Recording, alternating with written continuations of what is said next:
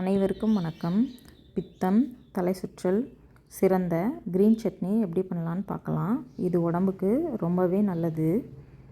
அதுக்கு தேவையான பொருட்கள்: அரை கப்பு உளுந்து, கொஞ்சம் தேங்காய், 3 பச்சை மிளகா, 4 பல் பூண்டு, கொத்தமல்லி கழுவி க்ளீன் பண்ணி எடுத்து வச்சுருக்கேன், புதினா, கருவேப்பிலையை எடுத்து வச்சுருக்கேன்.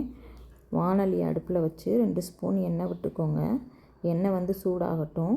எண்ணெய் சூடாகவும் உளுந்து ஆட் பண்ணிக்கோங்க. உளுந்து நல்லா பொன்னிறமாக வதங்கட்டும்.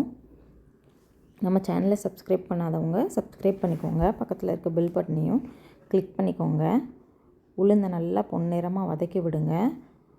தேங்காவை ஆட் பண்ணுங்கள். தேங்காவையும் நல்லா வதக்கி விடுங்க.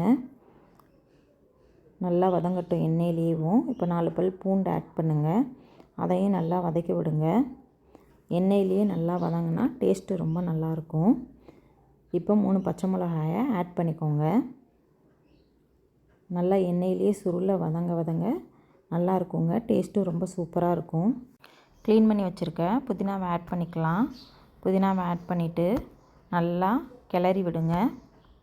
பச்சை வாடை போகிற அளவுக்கு நல்லா கொஞ்சம் கிளறி விடணும். இப்போ கொத்தமல்லி ஆட் பண்ணிக்கலாம்.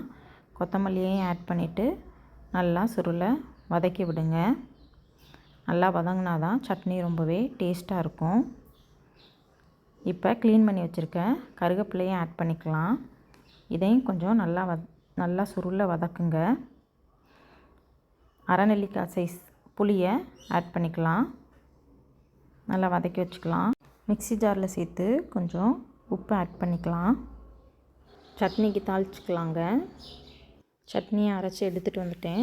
இப்போ தாளிப்பு ஆட் பண்ணிக்கலாங்க. தாளிப்பை ஊற்றிட்டு நல்லா கிளறி விடுங்க.